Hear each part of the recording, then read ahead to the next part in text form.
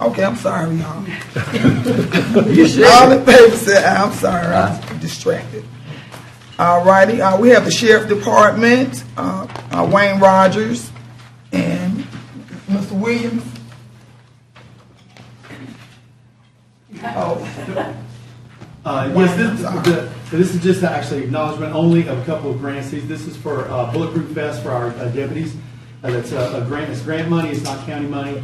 And just releasing the grant money out to buy some new vests for. Wayne, what do you do with the old vest? What do we do with the old vests? I need one. That's a good question. And I don't know the Can I answer to get that, one Mr. for President, you? so I can try to find out for you what happens to Yeah. that. I mean, I think they use them up. I know I need one. They after you again? They done shot at me twice. I thought that was invested. There it was, and I got shot at again in West End. Did you shoot back? No, I ain't had my gun. All right. Any questions about that, y'all? I moved. Second. And first and second, all in favor say aye. Aye. Thank you all very much. Okay, we'll go down to youth detention, Monique Greer. We just have one item. This is our annual funding from the Department of Youth Services in the amount of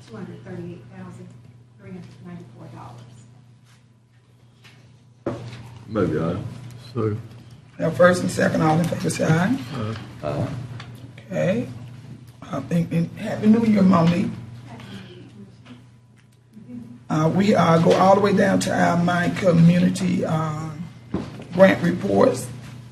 I have our Parker football team won the championship of the AHSAA 6A football championship. I'm very proud of that school. And also we have a grant for the Bessemer cutoff. Can I get a motion on the floor for the Clay House project for abused children? Second. It's been first and second. All in favor say aye. Aye. That's the end of my report. All right. Next, District 3. Administrative and Infrastructure Committee. We got Roads and Trends. Chris, if you showed up, you need to speak. Yes, sir. I'm here. Good morning, Commissioners. Item 1 is our agreement with ALDOT, which is our grant match agreement for the TAP project, which is in Commissioner Scales and Commissioner Knight's district at Chalkwood Elementary Schools, where we're on the hook for 20%, but we receive $800,000 to do $1 million worth of project. Item 2 is a service agreement with Kimley Horn to finish up North Chalkwood. This is to provide engineering construction services, shop drawings. That project ends up in August. However, our agreement had expired. Item 3 is engineering services agreement with Labella, which is our solid waste management plan. So every 10 years, the county is required through state law to update their solid waste management plan, which kind of just describes the future of the county when it comes to trash generation and how the county is going to handle that waste. Is that at the dump? It would include the dump as well. It's county-wide. It includes all types of C&D, municipal waste, all types of waste management. All right. On that TAP project, Chalkville Elementary School, is that from the school south to, that we did part of that years ago? That's right. And is this for a sidewalk installation from the school down to Old Springville? It is, yes, sir. So we're connecting what I think your office had completed a while back, or the county completed a while back. Right. So it'll be from Old Springville to the school and then up the Chalkville School Road to the park. The little field right there. All right. Move 1, 2, 3. so, All in favor, say aye. Okay, thank you. 4 through 7 was right away. We didn't go over those. Moving 4 through 7. so. All in favor, say aye. County Attorney, got the minutes from, oh, Theo, you're here, that's all. Allison a minute ago, I didn't see you, go ahead. We have, Commissioner, we have minutes, we have an opioid disbursement to the city of Vestavia. We have our third-party administrator contract that we have the claims, the memos I've given to you. I move 1 through 11 with the correction. Second. All in favor, say aye. All right, question about the opioid. Go ahead, Joe. I was just gonna talk to him later about it. I was, How much money we got in the opioid? I'd have to give them a London to get the out. You ain't gotta do it online, but the commission needs to know. And, need to run it by us before they, not after the fact, if you would. If you've got $250,000 you're getting ready to dispense for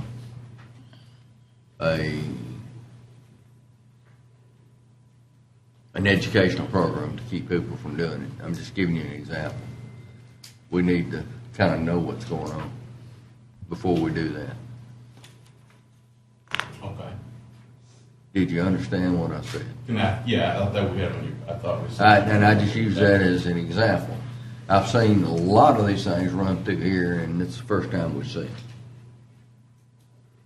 I'll double check, because I thought staff sends you, when you No. send claims memos, that we also send you those I've documents. seen them because I was focusing on it, and I'm the one who brought it to you, so. Sure. But I'll So make I sure see that, it but I all. thought staff sends you those before the agenda and the packet along with claims memos. But I'll double check that. But- All right. That was the only question that I had. I wanted to make sure that, I know that we have a lot of our volunteer fire departments are using the Narcan. And we were having trouble getting it one time. And when I see some of these Oh, and Devin. things I don't even know about come through for large amounts of money. And then I see the fire districts having a hard time getting the dollars amount when they need Narcan, and they, Commissioners, but to be clear, any Narcan request that we have, the issue that I understand was that at one point, there was an organization, a group that was trying to buy it in bulk and distribute to everybody, but Narcan is absolutely allowed. Any Narcan request that we've had, as a matter of fact, this one that you have here is a Narcan request. So any of those Narcan requests, they go through the process, and we send those memos with the applications to you along with your claims memos beforehand. But any Narcan memos, we haven't got any Narcan requests that have been processed, been sent to us, they've been processed. perhaps I was Yes, it was, I think there was and it's starting back again. Yeah, but any Health department's been doing it for us. any request from Narcan, all that we've gotten have been approved. So I don't have anything that we've gotten requests to the commission for Narcan that haven't been filled, except for this one, which will be filled on Thursday. All right. Perhaps I was misinformed because I got a no a couple of times and went to the health department. The health department took care of it for me. That's because they the only one that had it, President. They was the, There's different things. Yeah, it was- See, there's some that are administered as different doses, and there may be different doses between a fire district and a volunteer fire. Right. And they only get certain ones, and one of them, the Narcan that the health department gives out, they give it to you. yeah. But they've got another one that's like $700 a dose or something. Yeah, because it's the strongest one and There you it's the go. best ingredients. I just want to And the make sure health someone's department out there. get the weaker ingredients and the cheaper product. Let me put it that way. I actually went to the class. That's how I know. Okay. Any request for that? Any requests, we're gonna get them through. Okay, good. 'Cause that's what I want to make sure of. Yeah, we don't have anything. All right, that sounds good. That's all I had. Do you, Joe? All right, finance. Good morning, Commissioners, and Happy New Year. We have 7 items on the agenda, and we are missing one, the unusual demand report, so we'd like to introduce that as new business at the appropriate time. We were having some technical issues related to that. You should have a copy of that, and we also emailed it. But the items here are the purchasing exception report, the encumbrance report, the purchasing agenda report, and our procurement card statement for Jefferson Credit Union. All right, do I have a motion on 1 through 7? So moved. Second. Motion and second, all in favor say aye. Aye. All right, I'd like to introduce the unusual demands for new business that didn't get on the agenda. All right. Have a motion? Second. And a second. All in favor say aye. Aye. All right. All right. Do y'all have a copy of the unusual demands? Okay. Ms. Dixon, you want to address the items on here? So there are a couple of items that are, I think Melinda had sent an email about the sheriff's office. They had a grant, I think it was in 21. Connie's here from the sheriff's office, so please correct me if I'm misspeaking here. The grant was run through discretionary funds, and so this is a cleanup of a lot of that, and they're going to run that through Munis so that it flows through the county's system and internal controls. So we are working with them to try to clean that up, and we're expecting that not to happen again. Now, why was this presented like this? Why, can you explain that? Kind of may be able to address it better than me, but it was a mistake, and the mistake's being corrected. That's the way I understand it. Is there anything else? That's correct. It was an error that we discovered that the money was taken from discretionary instead of going through the Munis account. Okay.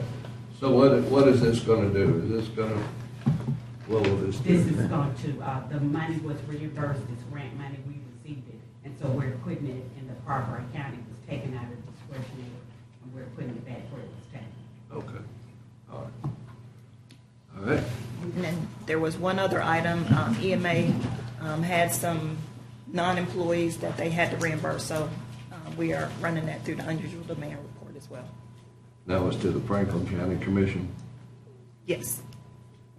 And what was that? What was the problem?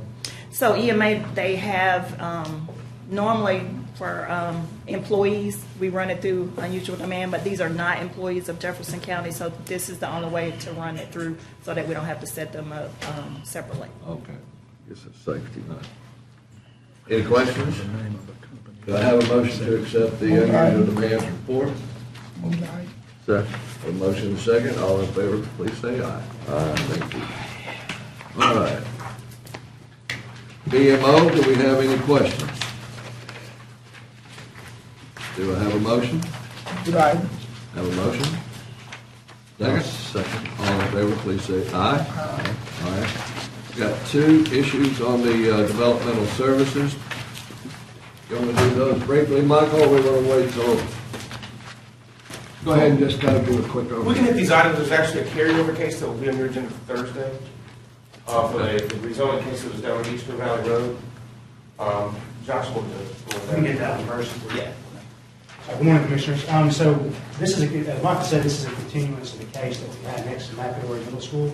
Originally, the applicant wanted to do over 60-something lots, came back again to P&Z, back to County Commission, wanted to do over 40-something lots. We have since met with the developer and kind of curbed that development and the density down to 23 lots overall next to the middle school. We didn't receive the plans until Friday, so those were kind of dropped into your packet.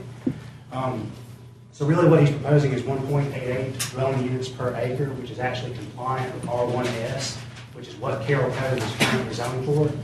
And so we're recommending approval. We do believe this meets direction we've been given and the direction we're trying to go with housing in our zoning ordinance. And the caveats to that would be that we would not permit duplexes. There will be no more than 23 residential lots. Each lot shall have a minimum square footage of 15,000 square feet.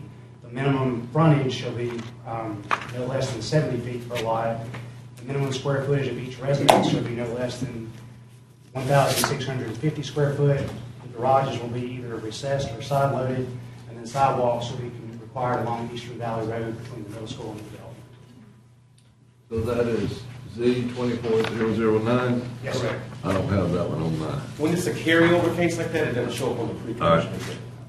So that's Z 24009. It is in y'all's packet, correct? Okay. This is the one that came and said we would determine one way or the other. Yes, sir. Correct. They've made enough changes for it to be acceptable. Yes, sir. All right, he's gone from how many lots to how many? Originally, it was like 60. It was 50. He came up with over 60 to begin with. He reduced it to 50 by the time I got to county commission the first time. And we dropped down to 43 or 43. change. How wide was his original lot width? I want to say it was 40. They were maybe 40s. 40. 40s Yeah, at the it's time. 70s. 15. All right, well, that's, okay, good. All right, thank you. And the garages are side loaded, so that should prevent people from parking up at the house all the way out on the street. Yes, sir. That should mitigate it, correct. And there's some renderings that he's given us that we're kind of trying to tie into. That should be in your packet as well. That shows those side loading carriage garages. Okay, Nick, All right. you have about the others? Yeah, the other two are very simple. This is just case number 55 is just to remove split zoning and zone the property to agriculture. It's over an acre. It's out past Concord Way. And so, like I said, he's got a remnant of commercial zoning on the property as well as R2. He wanted to permit an accessory structure that was slightly larger than what would be allowed in residential zones. And so, anyway, he made the application for the rezoning to A1. Planning and Zoning Commission recommended approval. The next item, case number 57. This is out in a very, very remote and rural area of the county up the CBN Mountain Road. The applicant just wishes to rezone it to A1 for keeping of cattle. It's a little over 8 acres. What is it now? I3S or Strip I3. mine. Most of the western area of the county has an industrial zoning because it's always its legacy, U.S. Steel, Drummond, people like that that own the property. Okay. But yeah, I mean, it's all wooded now. All right, do I have a motion on these three items to carry over? I'll move them on. All right, have a motion? Second. All in favor, please say aye. General Services, Professional Commissioning Services. Who wants to take that one? Good morning, Commissioners. Good morning. That's just commissioning services for the Energy Initiative. What is the energy initiative? Because I don't have much. So the commissioning services is really for any replacement of major equipment that General Services is responsible for. We make sure, the commissioning agent makes sure that the equipment is performing as designed. And typically it is HVAC mechanical equipment. Okay. Kind of like engineering testing to make sure it is the right size of what we needed and that kind of thing. All right. Do I have a motion? So moves. Have a motion? Yeah. All in favor? Aye. Okay. Thank you. Thank you. All right. Tax collector has a final report of 2023 insolvents and litigations. Good morning, Commissioner. Happy New Year. My name is Thomas Parchman. I'm with the Tax Collector's Office. This one item is an annual requirement per the Code of Alabama. Wait, say that again. This is You said you got to pay your taxes. This is an insolvent report that we're required to do once a year. Do we have that report, or is it lengthy? I believe it's in the package. It's itemized. It's in the packet. It's in the, Okay. All right, take a look at it. All right, do I have a Check the motion? cage? Huh? Did you check the cage? No, but I will. I'll check this. Yeah. Thank you. We better check them W's too. Do I have a motion? so moved. Motion, second, all in favor? Aye? Aye. And this District 4 report, that grant's already been done, so that ends my report. That gives us a lengthy, plenty of time for Commissioner Boland to do his report. Mine is so good that it just slid right on through, so we're fine. It really is. I move it. Second motion. I said, All right. Well, That carries us to the fun part. County manager, you've got 5 minutes to update us for what went on here over the holidays, what we have as far as a inclement weather plan. If we talk to the judges to make sure we coordinate it, if something happens. Yeah, Friday don't look too promising. Friday doesn't really, it doesn't. And we need to let the citizens know as soon as possible if indeed that does take place. But one thing we don't need the courts closed and the courthouse open. We need to coordinate what we do if we can. Absolutely. So I laid it out for you. We're waiting on, as you get closer to Friday, we always coordinate with Jim over at EMA. And probably tomorrow morning, he and I will talk, and we'll talk to the president of the commission and each commissioner and kind of try to make a decision. And it usually depends on the strength of the forecast, and it is kind of getting worse. So the sooner we can do that, the sooner you want to do that, we'll be glad to do it. But we need to wait, I would think, at least till tomorrow morning. And yes, sir, we definitely will talk to Judge French and the other judges and make sure we coordinate with them as we normally do. You got 2 ceremonies Friday. Right. For new terms for judges. So there'll be a lot of the outside people that I guess will probably need to be notified some way. But maybe Judge French can help with that. And the worst thing we can do is close the courthouse and the sun breaks out. Or even worse than that, we could be sitting in here watching it snow and it's icing. We can't do it. I remember that. So I'll err on the side of the sun coming out.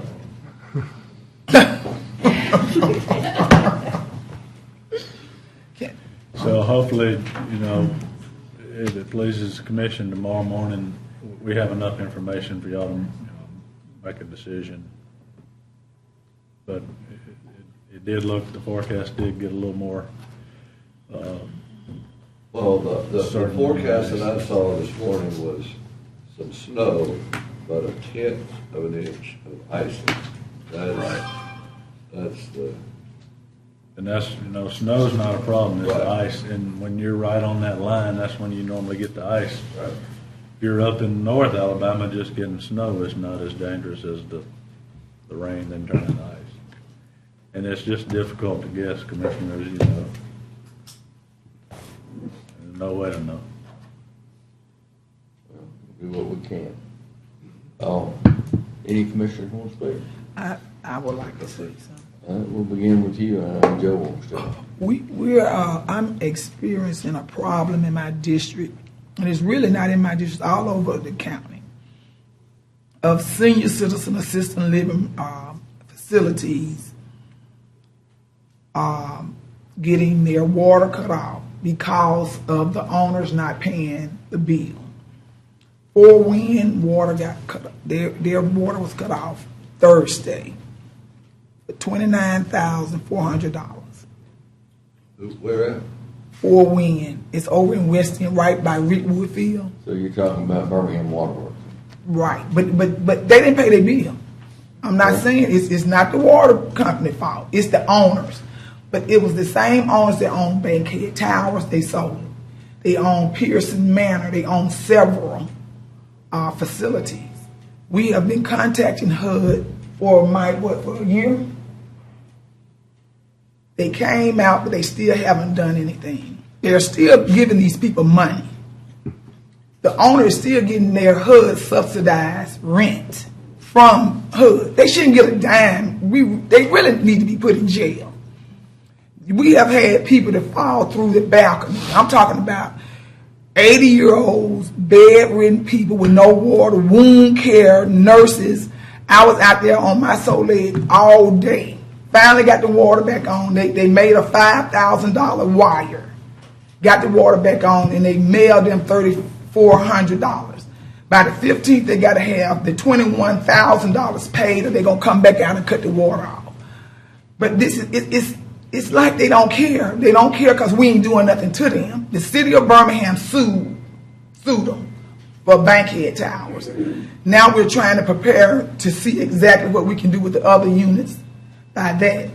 But I'm coming to y'all, to Theo, about what is it the county can do. Are we giving these people any type of anything? Because it's horrible and it's just bothering me. And they are calling me, and I'm going over there, and I can see this. It's been open sewage for 2 years. And you can tell the open sewage because the sewage then bagged up, and it then went under the building, seeping through the carpet. And then the floors, I'm talking, it's really, really bad. So it's 60 units over there. You still got to find somewhere for these folks to go. Even, trying to repair.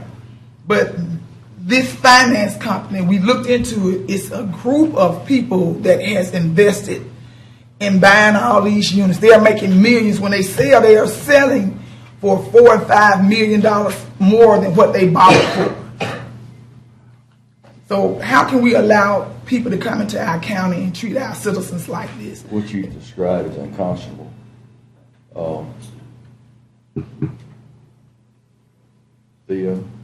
And they only doing it to the poor of the poor units. They're not doing it to the units that got money. They own units that do have good income coming in. Now they fixing those, but the poor units, they're letting right to the ground. Need an advocate. And I'll file a lawsuit if I have to. I will file a lawsuit. Yeah, as far as the county, we can try to look and see what ties they have to county as far as doing business with the county and that kind of thing, so we can look at. But it sounds like you described a lot of things that a lot of other regulatory folks should be able to do something about. Yeah, they're doing Health something. department and stuff, if you have issues with somebody defrauding somebody, I know the AG's office has a couple of units to deal with those kinds of issues. So there may be a lot of things that are there that other folks may have some control with. I don't know what connection they have with the county, but I'll be glad to talk with you and get some information. Okay. Let's see if we can follow up on that, because I'll call the health department. Okay. When you leave, you come out, we'll call. Okay. Is that the one that was on television yesterday? Yeah. It's awful. It's awful. Well, if we have the tools to do something, let's please do it. These people need help. And if we don't, let's try to put them with someone who can. All right, I didn't want to end on a note like that. Thank you for presenting to us. I've got a couple of things too. All right. Yep, number one, we've lost one of our officers at Irondale, Lieutenant Mark Meadows. He was at the Highlands Church directing traffic, got run over and lost his life the other day, so we mourn the loss of him. On a positive note, we got Abby Stockford, Miss Alabama, who's now been crowned Miss USA. We had her in here, presented to her within 10, and she is now Miss USA. So that's she's from West David. So that's the bright side. So Sounds good. Anybody else? We're adjourned. I need to see the pictures. I don't need to see the picture. I heard from what you said. It's break your heart. The nurses